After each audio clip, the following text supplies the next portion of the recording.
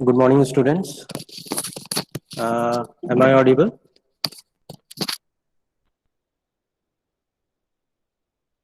Are you able to hear me?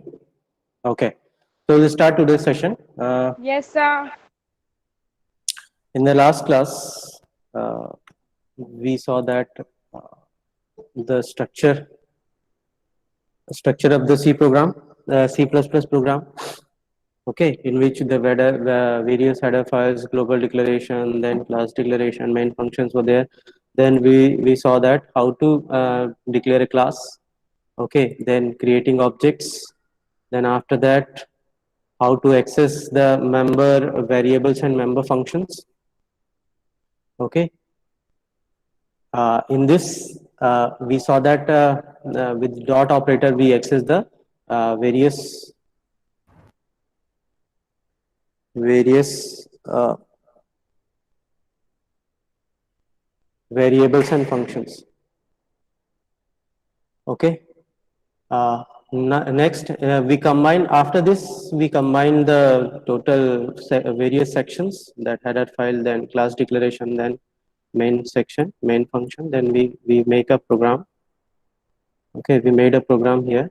Then we see the varieties of the programs and changing the variables and functions. Okay.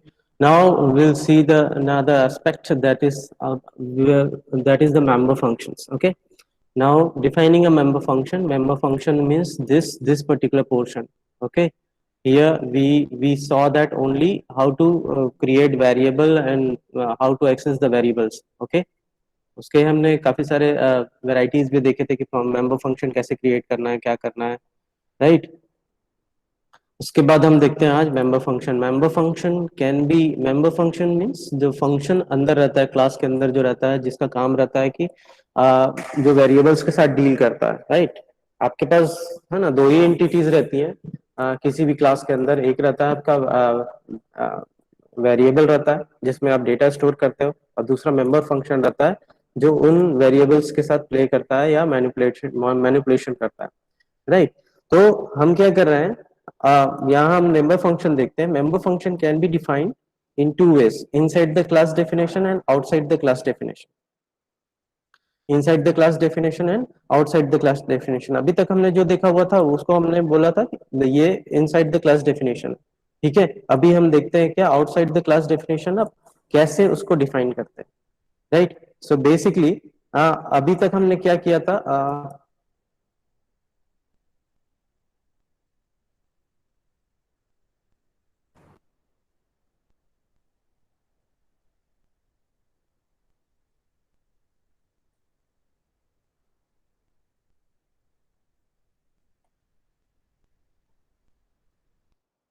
Okay, we created a class here. Okay, हमने क्या किया, class create किया एक, we created a class, class की एक हमने boundary बनाई। Okay, inside that we declare variables, we declare variables. Okay, then हमने क्या किया, फंक्शंस बनाए हमने यहाँ पे, फंक्शंस हमने बनाए, राइट।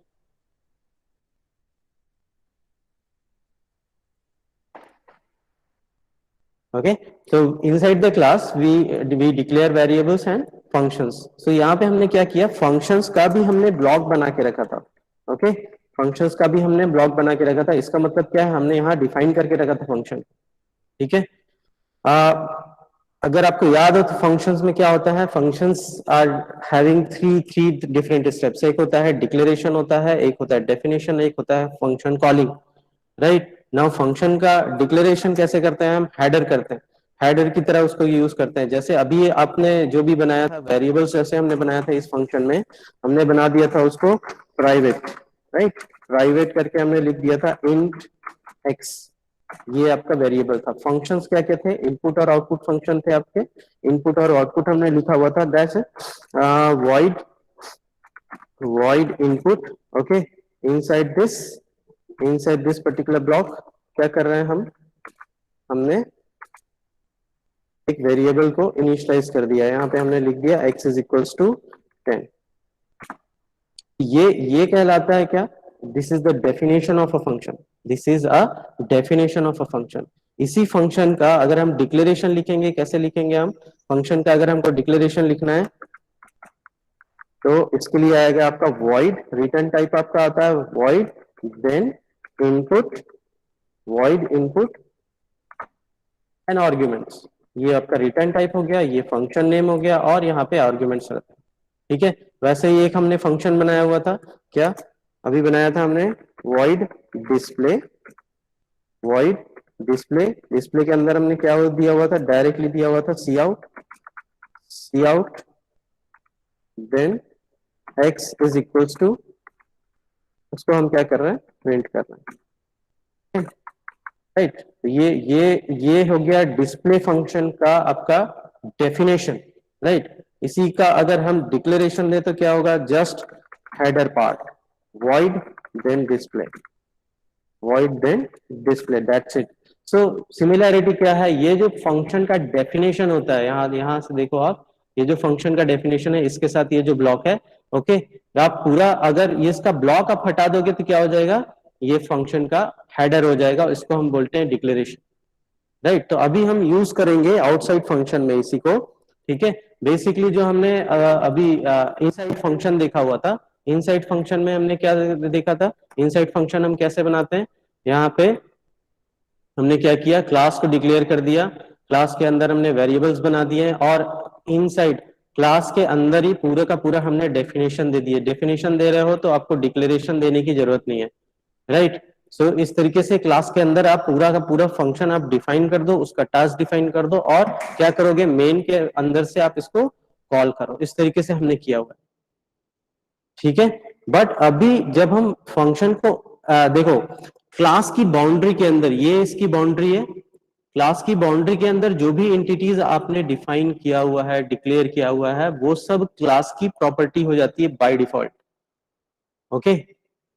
इनसाइड और आउटसाइड में थोड़ा सा यही डिफरेंस आ जाता है। इन क्लास टेस्ट के अंदर जो भी हमने एंटिटीज डिफाइन किए हैं, बाय डिफॉल्ट वो क्लास टेस्ट की प्रॉपर्टीज हो जाती हैं। बट जैसे ही क्लास के इस ब्रैकेट, इस पैरेंथेसिस के बाहर आप जाओगे, तो वो ऐसा कंपलसरी नहीं है कि वो इस क्लास की प्रॉपर्टी हो, unless and until you make a relation between this,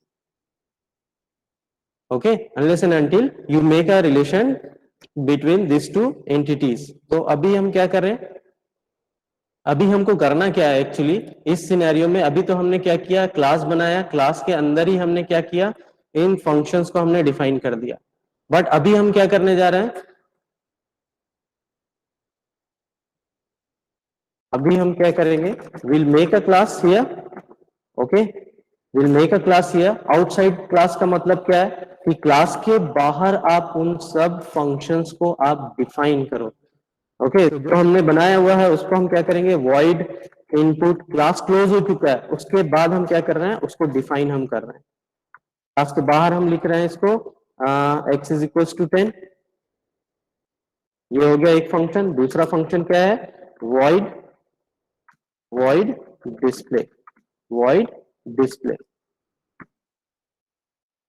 इसमें आप बनाओगे cout, okay, cout, then x is equals to, x is equals to and close। So now at this moment these two functions are outside the class, defined outside the class, they are no more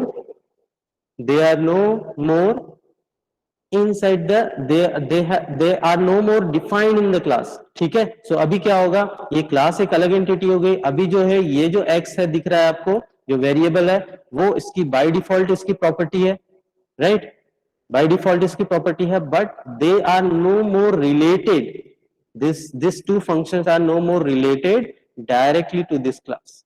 तो उसके लिए relation हमको buildup करना पड़ेगा। Relation करने के लिए हम क्या करते हैं, चेंजेस करते हैं। यहाँ तो ये डेफिनेशन है, डेफिनेशन यहाँ दिया हुआ है, तो हम क्या करेंगे, इसका हमको डिक्लेरेशन हमको देना पड़ेगा किसके अंदर, क्लास के अंदर, ठीक है। सो दोनों जो फंक्शंस हैं उसका हम डिक्लेरेशन यहाँ पे दे दें, okay. In this total process, जैसे आप क्लास के बाहर आप फंक्शंस को डिफाइन करने हो, तो दो स्टेप में इस पूरे प्रॉब्लम को हम सॉल्व करते हैं। एक डिक्लेरेशन हम यहाँ करते हैं, और दूसरा एक स्कोप रेजोल्यूशन ऑपरेटर यूज करते हैं, जो क्या करता है, इस क्लास को इन फंक्शंस के साथ वो रिलेशन स्टैब्लिश करता है। ठीक है, ये हो गया वॉइड इनपुट। दूसरा हमने लिखा हुआ है void display, void display, this is first step, ये एक स्टेप। ठीक है, सो हमने क्या कर दिया कि क्लास के अंदर ही हमने क्या कर दिया, इन सबको डिक्लेयर कर दिया, सो दैट अब ये क्लास ये बोल सकता है कि इस नाम का फंक्शन है और इस नाम का फंक्शन है जो मेरा है, right. I belong this I belong to this two functions belongs to me, okay, this two functions belongs to मी।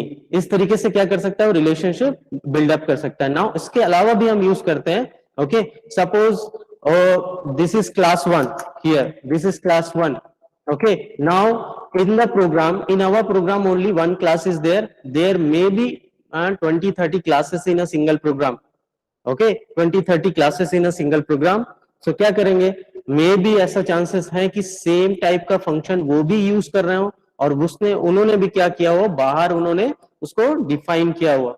सो हमको क्या करना है, हर एक फंक्शन को ये शो करना है कि वो किस क्लास से है, तो उसके लिए हम स्कोप रेजोल्यूशन ऑपरेटर हम यूज करते हैं। स्कोप रेजोल्यूशन ऑपरेटर में क्या होता है, यहां देखते हैं, ये इनसाइड तो आपको क्लियर है, आउटसाइड देखते हैं हम। जैसे ही आप फंक्शन को आप क्लास के बाहर आप डिफाइन करते हो तो ये पैटर्न आपको फॉलो करना रहता है, okay, see this pattern.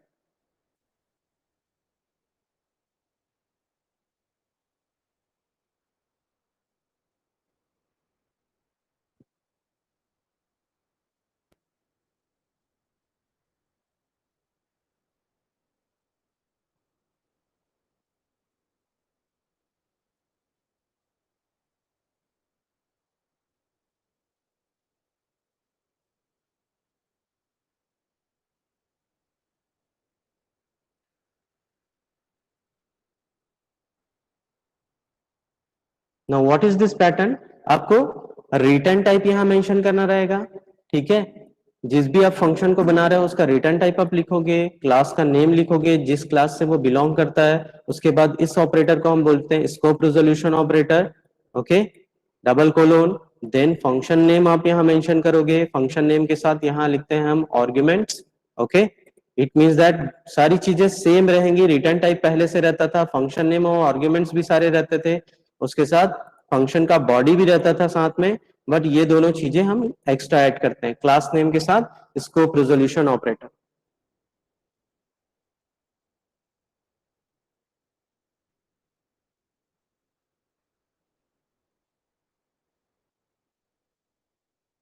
Scope resolution operator, okay, तो इस तरीके से अगर हम लिखेंगे, अगर हमने क्या किया, इस इनपुट फंक्शन को अगर हमको क्लास के बाहर डिफाइन करना है, ओके, इनपुट फंक्शन को, यहाँ मैं ये चीजें हटा देता हूँ, इनपुट फंक्शन को अगर हमको क्लास के बाहर हमको डिफाइन करना है तो हम क्या करेंगे, विल डू लाइक दिस। पहले हमने क्या लिखा था, void फिर input bracket then x is equal to 10। अभी टेस्ट के साथ ये स्कोप रेजोल्यूशन ऑपरेटर आप एक्स्ट्रा ऐड करोगे तो ये क्या शो करेगा, this particular function belongs to this class, this is the class name, okay, और उसके बाद आप जो भी उसकी डेफिनेशन रहेगी वो आप उसमें कंप्लीट कर सकते हैं, ओके। वैसे ही डिस्प्ले फंक्शन आप बना रहे हो, डिस्प्ले फंक्शन के लिए क्या करना है हमको, डिस्प्ले फंक्शन के लिए वैसे ही है, आप void डिस्प्ले तो पहले भी लिखते थे, उसकी डेफिनेशन आप यहाँ मेंशन करते थे, अभी हम क्या कर रहे हैं, बस टेस्ट और scope resolution operator extra add कर रहे हैं। ये शो करता है कि अगर मल्टीपल क्लासेस हैं और मल्टीपल क्लासेस में सेम टाइप के फंक्शंस अगर वो यूज कर रहे हैं तो कौन सा फंक्शन किस क्लास को बिलोंग करता है, दैट्स इट, कौन सा फंक्शन किस क्लास को बिलोंग करता है। सो जब आप किसी भी फंक्शन को उसके क्लास के बाहर आप डिफाइन कर रहे हैं, एक्चुअली ये थोड़ी सी रीडेबिलिटी बढ़ाता है, मॉड्यूलैरिटी बढ़ाता है, ओके। अगर एक सिंपल क्लास में 20-30-40 अगर फंक्शंस हैं, राइट, तो हम पूरा अगर उसको सबको अगर हम फिट करने के लिए कोशिश करें क्लास में, तो वो क्या हो जाएगा, थोड़ा सा कॉम्प्लेक्स हो जाएगा। तो हम क्या करते हैं, सबका डिक्लेरेशन वहां दे देते हैं और क्लास को बाहर डिफाइन कर देते हैं, so that at a glance you can know that what are the entities in the class. जैसे ही आप क्लास को देखोगे पता चल जाएगा कि हाँ इतने वेरिएबल्स है, इतने फंक्शंस है। अगर सबका डेफिनेशन वहां रखे, right, so it will be too long. So at a one go हम क्या कर सकते हैं, एक बार हम रीड कर सकते हैं कि हाँ क्लास है ना, कहां से कहां तक है, कौन कौन सी एंटिटीज हैं, कौन कौन से फंक्शंस हैं, वेरिएबल्स हैं। और ये एक बेस्ट प्रैक्टिसेस में आता है कि आप क्या करो, उनको बाहर डिफाइन करो। ठीक है, सो जब आप क्लास के बाहर आप फंक्शन को डिफाइन करते हैं तो दो ही चीजें इसमें रहती हैं। पहली चीज ये कि उसका डिक्लेरेशन आप क्लास के अंदर दो। दूसरा, उसको जब आप डिफाइन कर रहे हो क्लास के बाहर, तब आप क्या करो, डिफाइन करने के समय आप क्या करो, उसको स्कोप रिजोल्यूशन ऑपरेटर के थ्रू आप उसको डिफाइन करो। राइट, सो अब जनरल स्ट्रक्चर क्या हो जाएगा सी प्लस प्लस प्रोग्राम में, जैसे आप आउटसाइड फंक्शन फंक्शन को आप बाहर डिफाइन करना है आपको, तो क्या करेंगे हम, चेंजेस क्या हो जाएंगे, ये तो हेडर फाइल का सेक्शन वैसे ही रहेगा, ग्लोबल वेरिएबल वैसे ही रहेगा, क्लास के डिक्लेरेशन में आप क्या कर रहे हो, फंक्शन का डिक्लेरेशन आप दे रहे हो। राइट, जिसमें क्या रहता है, केवल फंक्शन का हेडर पोर्शन रहता है, only function header inside the class. Okay, and after that क्या करोगे, जिन फंक्शंस को आपने डिक्लेयर किया है क्लास के अंदर उनको आप डिफाइन करोगे। Okay, using scope resolution operator. कहा, क्लास के बाहर। उसके बाद आपका मेन फंक्शन है। राइट, सो अभी हम जो जो हमने प्रोग्राम किया था लास्ट क्लास में, उसी से हम फिर से स्टार्ट करते हैं कि कैसे हम इनसाइड फंक्शन को आउटसाइड फंक्शन में कन्वर्ट करते हैं। Right,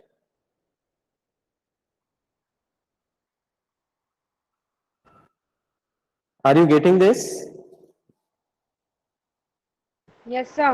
Okay, so we'll first create the inside functions, then we'll convert it into the outside functions.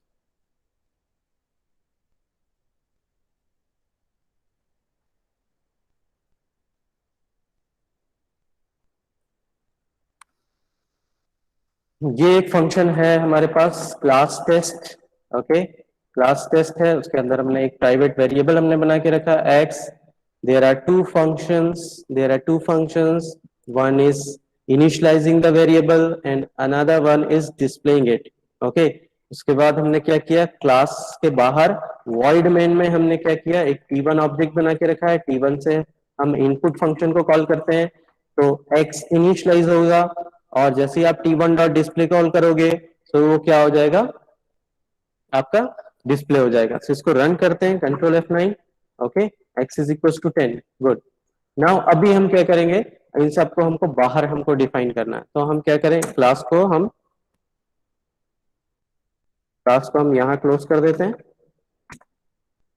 Now ये सारे फंक्शंस आ गए यहाँ पे। ठीक है, क्या करेंगे, इसका रिटर्न टाइप तो लिखा हुआ है वॉइड, उसके बाद किस क्लास को बिलोंग करता है, ये टेस्ट क्लास को बिलोंग करता है। उसके बाद हम स्कोप रिजोल्यूशन ऑपरेटर यूज करेंगे। ये आपका हो गया first function.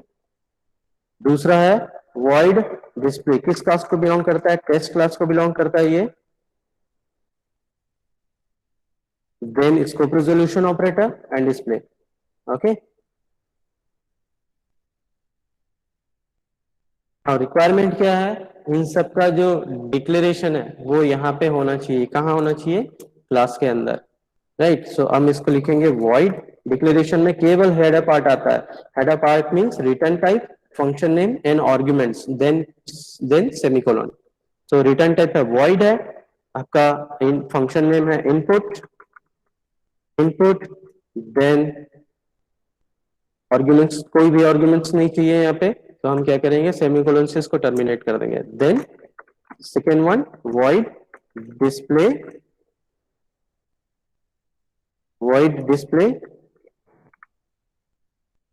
so these are the function declaration.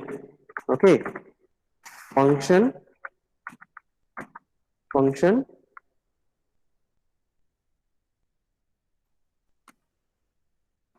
Declaration, ये दोनों हो गए फंक्शन डिक्लेरेशन। और यहां से आपका स्टार्ट हो रहा है फंक्शन definition.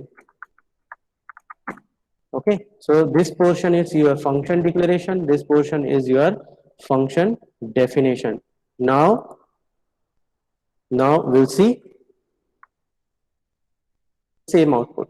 Okay, अगर हम यहाँ से डिक्लेरेशन हटा दें, डिक्लेरेशन हटा के हम देखते हैं, ट्राई करते हैं. एरर्स, और ये दिखा रहा है कि आपका जो इनपुट फंक्शन है that is not a member of test. So दोनों चीजें होनी चाहिए यहाँ पे. आपका यहाँ देखो, है ना, ये बोल रहा है कि यहाँ पे जो इनपुट है और डिस्प्ले है that is not a member of test. Test के मेंबर्स नहीं है वो. तो इसलिए आपको डिक्लेयर भी करना है और स्कोप रिजोल्यूशन ऑपरेटर भी यूज करना है. That is the best practices. Now run this program at your end and comment me when you are done.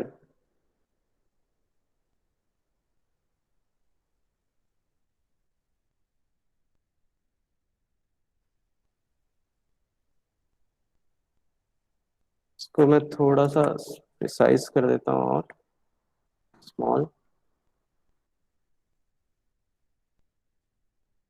Okay, so that you can see it in a single screen. I think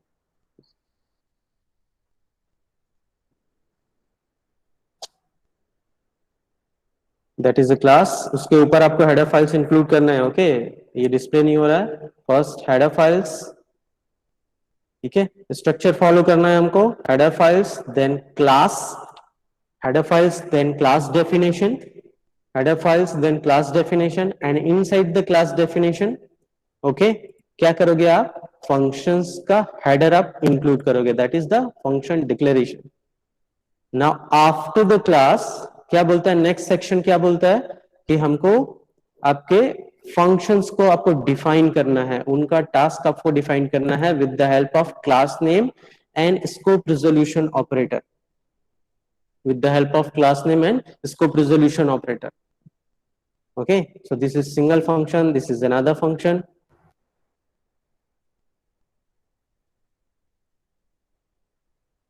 And the calling mechanism is same here. Okay, no differences. No differences.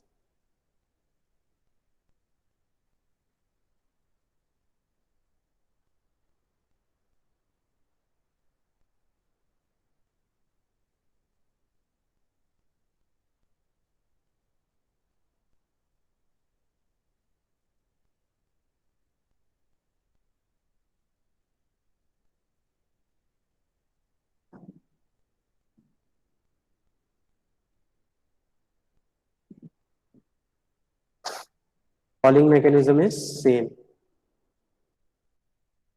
Now we can change the program. Okay, एक variable, एक particular function को हम यही define कर देते हैं, दूसरे को हम क्या करते हैं? स्कोप रिजोल्यूशन का ऑपरेटर जैसा आप चाहो. Okay, x is equals to 10, first function को हम यही उसको डिफाइन कर देते हैं. हमने डिक्लेरेशन को कन्वर्ट कर दिया डेफिनेशन में, एंड सेकेंड को हमने रखा हुआ एज ए डिक्लेरेशन. तो फर्स्ट जो फंक्शन है उसका डेफिनेशन हम हटा देते हैं यहाँ से. जिस भी फंक्शन का डेफिनेशन अगर क्लास के अंदर है तो उसको फिर से डिफाइन करने के का रिक्वायरमेंट नहीं है बाहर. और जिसको आप क्या करना चाहते हो कि if the function length is too long you can declare it inside the class and you can define it outside the class. Okay, so अभी हमने क्या किया? वॉइड इनपुट को हमने आपका डिक्लेयर कर दिया, डिफाइन कर दिया, सॉरी, डिफाइन कर दिया हमने क्लास के अंदर ही. और वॉइड डिस्प्ले को हमने केवल हेडर इसका इंक्लूड रखा हुआ है, बाहर उसको हम डिफाइन कर रहे हैं. Then we try to run the program. Yes, it's fine.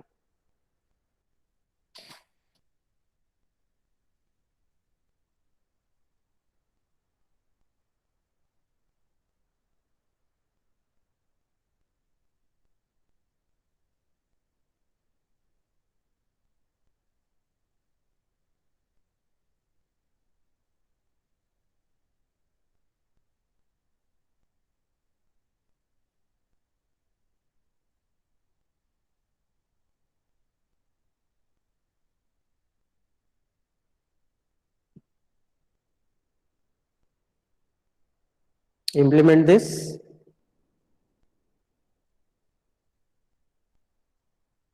Try to execute each and every program. Okay, then only you'll get confidence in this particular language. So I hope it is clear, the outside functions. Okay. So only two things you need to remember while implementing the outside functions. First, okay, the function needs a declaration inside the class. That is the only header part. Okay. And it should be defined. It must be defined with the scope resolution operator outside the class. The calling mechanism is same here. Okay. The calling mechanism is same.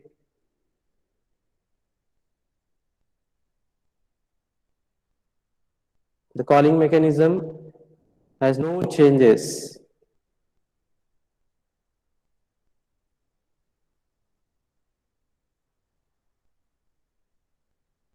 Okay. Now we'll see, is this clear? Can we proceed to the next topic?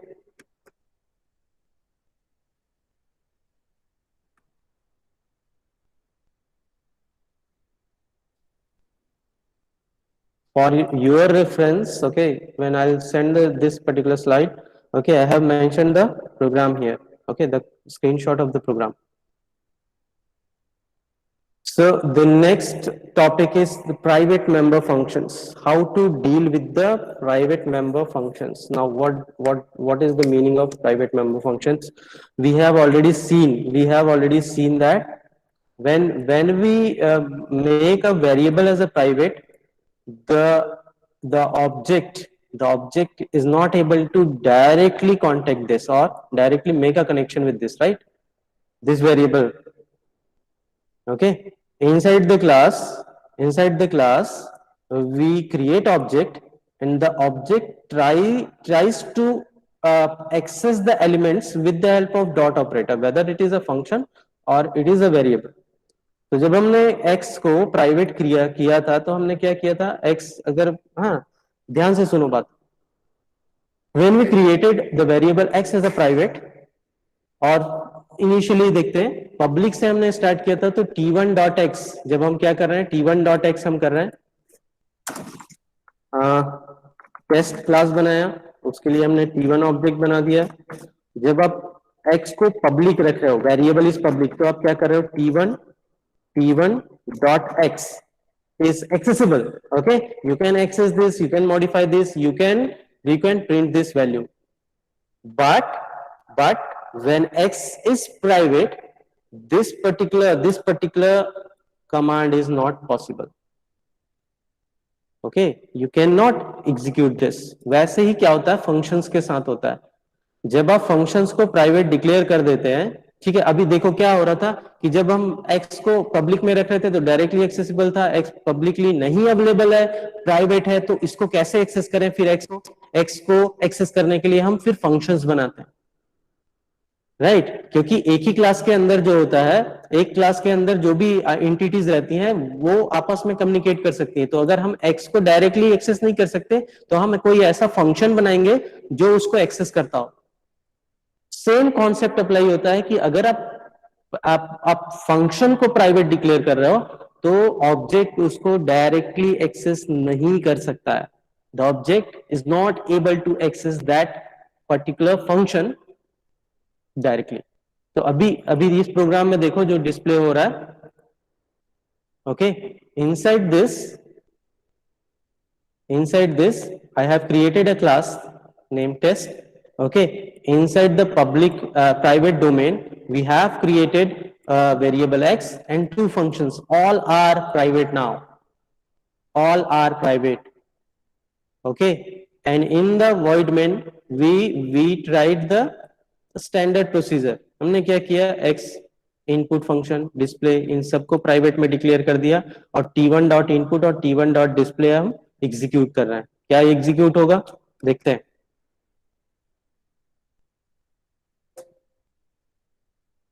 Okay, so in the same program we'll make the changes.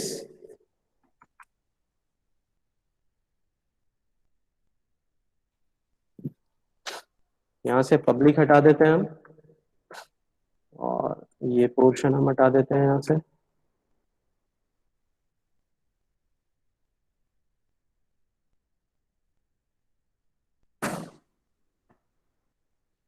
Class को close कर दिया, void main, same programme right. अभी चलो इसको देखते हैं, हम पहले पब्लिक कर देते हैं। Okay, public, now will try to run the program, no issues, program is running. अभी हम क्या करें, पब्लिक अगर हम हटा देंगे, देखो यहाँ से पब्लिक मैंने हटा दिया, तो ये प्राइवेट जो है उसके नीचे सारी चीजें डिफाइंड है, मतलब ये सब के सब क्या है, वह प्राइवेट एक्सेस स्पेसिफायर के अंदर आते हैं। तो अभी हम इसको एग्जीक्यूट करते हैं, देखते हैं। एरर शो कर रहा है, क्या एरर शो कर रहा है, टेस्ट स्कोप रिजोल्यूशन ऑपरेटर ये दिखा रहा है input is not accessible and display is not accessible. So what is the error, अभी एक्सेस का इश्यू आ रहा है। क्या इश्यू आ रहा है कि T1 जो ऑब्जेक्ट है वो डायरेक्टली इनपुट फंक्शन को और डिस्प्ले फंक्शन को एक्सेस नहीं कर सकता, राइट क्यों, क्योंकि ये प्राइवेट डोमेन में है, इसलिए ये डायरेक्टली एक्सेसिबल नहीं है। तो अब इसको कैसे हम एक्सेस करें, देर आर, अभी सेम सेम फॉर्मूला अप्लाई होगा, जैसे प्राइवेट, अगर एक्स प्राइवेट था तो हमने क्या किया, फंक्शंस हमने पब्लिक डोमेन में रखे। अब फंक्शंस भी अगर पब्लिक प्राइवेट डोमेन में आ जाएंगे तो क्या करेंगे, कुछ ना कुछ तो ऐसा एक्सेस पॉइंट होना चाहिए जो पब्लिक डोमेन में होना चाहिए और वो बाकी सारी चीजों को हैंडल करे। ओके, सो आप ये काम कर सकते हो कि थर्ड पार्ट बना सकते हो, क्या फंक्शन बना सकते हो, मल्टीपल वेरिएशन है इसके, जैसा आप चाहो प्रोग्रामिंग कर सकते हो। पब्लिक के अंदर हमने क्या किया, एक वॉइड फंक्शन हम बना दें, void void एग्जीक्यूट, ये हमने फंक्शन नाम से बना दिया, ठीक है, फंक्शन इज void एग्जीक्यूट। अब इसके अंदर क्या करेंगे, देखो void execute is in the public domain. So public domain में जो भी फंक्शन है इसका डेफिनेशन क्या करेंगे, हम देखते हैं क्या क्या लिखना है इसके अंदर। ओके, ये फंक्शन क्या करेगा, ये फंक्शन पब्लिक डोमेन में है तो जो ऑब्जेक्ट है T1 ऑब्जेक्ट, ये इसको इजीली एक्सेस कर सकता है, राइट, इसको इजीली एक्सेस कर सकता है। तो हमने T1 डॉट एग्जीक्यूट लिख दिया, ये T1 डॉट डिस्प्ले को हम हटा देते हैं यहाँ से, राइट। नाउ क्या होगा, T1 जब हम ऑब्जेक्ट क्रिएट करेंगे तो T1 डॉट एग्जीक्यूट ये फंक्शन इसको कॉल करेगा।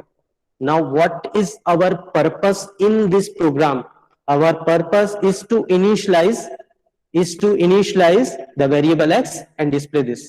सो इनिशियलाइज कौन करता है, उसको इनपुट फंक्शन इनिशियलाइज करता है, और डिस्प्ले कौन करता है, उसको डिस्प्ले फंक्शन एग्जीक्यूट करता है। तो क्या करेंगे, हम सिंपली इसी फंक्शन के अंदर हम इनपुट फंक्शन को कॉल कर देंगे।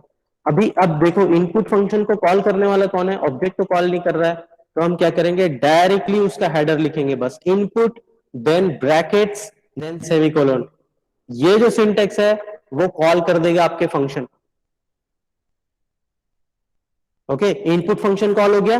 अब हम क्या करेंगे, हम डिस्प्ले फंक्शन को कॉल कर देते हैं, कॉलिंग चल रहा है यहाँ पे, तो हम क्या करें, डिस्प्ले फंक्शन को हम कॉल कर देंगे। यहाँ सिंटेक्स क्या होगा, यहाँ पे ऑब्जेक्ट यूज नहीं करना है, ऑब्जेक्ट अगर यूज करना रहता तो हम क्या लिखते हैं, T1 dot input T1 dot display. Object यहाँ आएगा नहीं, क्लास के अंदर ऑब्जेक्ट हम कभी यूज नहीं करते, ऑब्जेक्ट कहाँ होता है, वॉइड में होता है। तो ये जो फंक्शन है वो तो क्लास के अंदर है, तो नॉर्मल सिंटेक्स आएगा आपका function name and function name, right. Now will try to execute this, yes,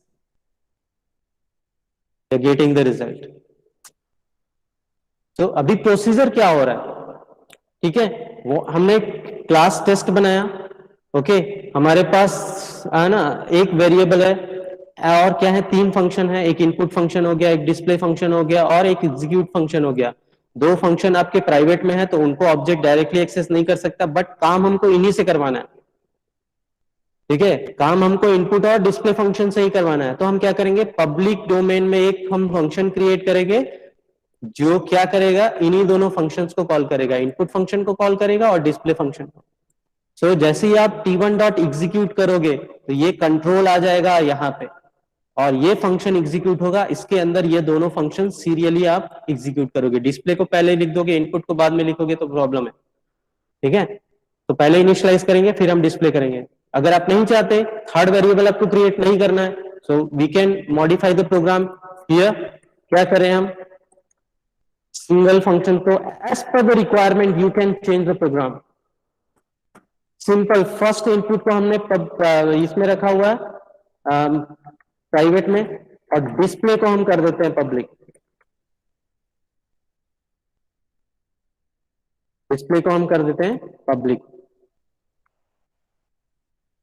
इसका रिक्वायरमेंट कहाँ आता है कि फंक्शंस को हम प्राइवेट डोमेन में रखें। सपोज कोई एक फंक्शन है जो एडमिन राइट्स रखता है, किसी का अकाउंट हमको डिलीट करना है या पासवर्ड प्रोटेक्टेड करना है किसी फंक्शन को, राइट। तो उन सारी जगहों में हम क्या करते हैं, ऐसे फंक्शंस को हम यूज करते हैं कि डिलीशन है, एडिशन है, किसी पर्टिकुलर रो को, किसी कॉलम को, किसी का डेटाबेस हमको हमको क्या करना है, मैनिपुलेट करना है। वो सारे फंक्शंस को हम क्या करते हैं, उन सारे फंक्शंस को हम प्राइवेट एक्सेस स्पेसिफायर के अंदर रखते हैं और उनको एक्सेस वही कर सकता है जिसके पास एडमिन राइट्स, राइट। तो इस तरीके से आप चेंजेस कर सकते हो। अभी देखो वर्ड डिस्प्ले के अंदर आप क्या करोगे, इनपुट फंक्शन को कॉल करोगे और यहां पे हम चेंज कर देते हैं t1 डॉट डिस्प्ले,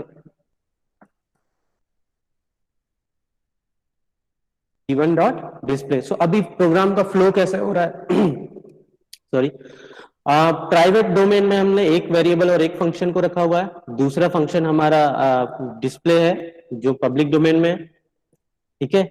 जो पब्लिक डोमेन में है उसी को ऑब्जेक्ट डायरेक्टली एक्सेस कर सकता है, तो हमने डिस्प्ले फंक्शन को कॉल किया है ऑब्जेक्ट के थ्रू, डिस्प्ले फंक्शन कॉल होगा और वो इंटरनली इनपुट फंक्शन को कॉल करेगा। तो पहले इनपुट फंक्शन एग्जीक्यूट होगा, x इज इक्वल टू 10 हो जाएगा, राइट। और इसके बाहर आपको क्या करना है, सी आउट यहां पर आप दे सकते हैं। सी आउट में आप वैल्यू लिख दो, x इज इक्वल टू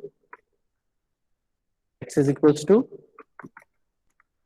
हमारा जो आउटपुट है वो मिसिंग रहेगा नहीं तो, ठीक है। सो डिस्प्ले फंक्शन जब कॉल होगा क्या होगा, इनपुट फंक्शन को पहले वो कॉल करेगा, तो इनपुट फंक्शन अपना काम खत्म करके फिर इस पर्टिकुलर पोजीशन पे आएगा सी आउट पे। Now will able to execute this value see x is equal to 10।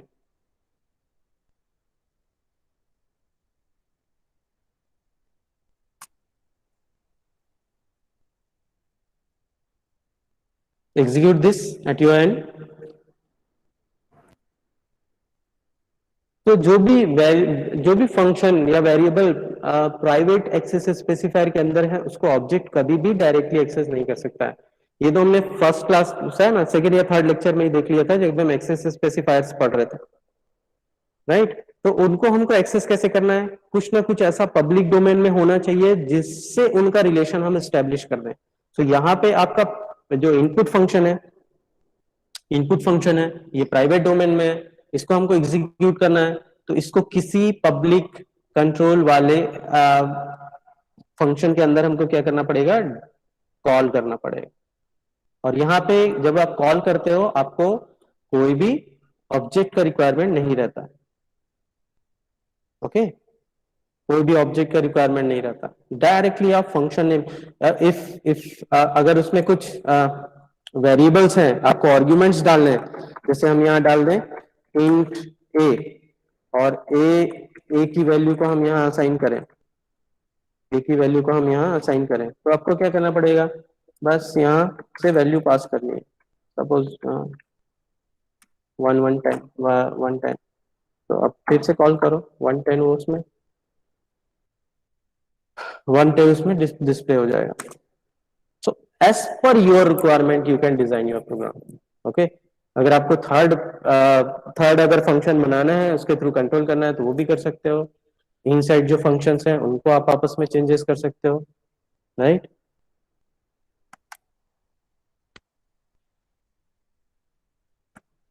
तो यहाँ जो हमने स्लाइड में जो प्रोग्राम देखा हुआ था that is not possible here, ठीक है। तो ये मैंने शो करने के लिए रखा हुआ है कि डिस्प्ले और इनपुट अगर प्राइवेट में है तो t1 डॉट इनपुट और t1 डॉट डिस्प्ले वर्क नहीं करेगा, ठीक है। इसके लिए क्या करना पड़ेगा हमको, यहाँ पे हम अभी अभी के जो चेंजेस हैं उसके अकॉर्डिंगली t1 डॉट इनपुट को हम हटा देते हैं, t1 डॉट डिस्प्ले को रखते हैं। डिस्प्ले के अंदर हम रखेंगे इनपुट फंक्शन को कॉल करेंगे, और आपका जो डिस्प्ले फंक्शन है उसको हम पब्लिक डोमेन में पुट कर देते हैं।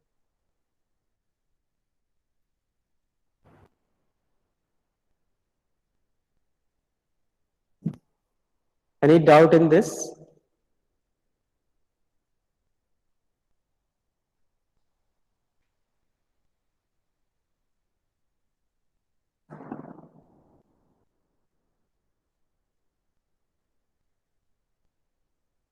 Okay, students, that's it for today. In the next class, we'll see the concept of static, static variables and functions. Okay, we'll wind up this session today at this instant. So thanks for joining. And if you have any doubt, please let me know.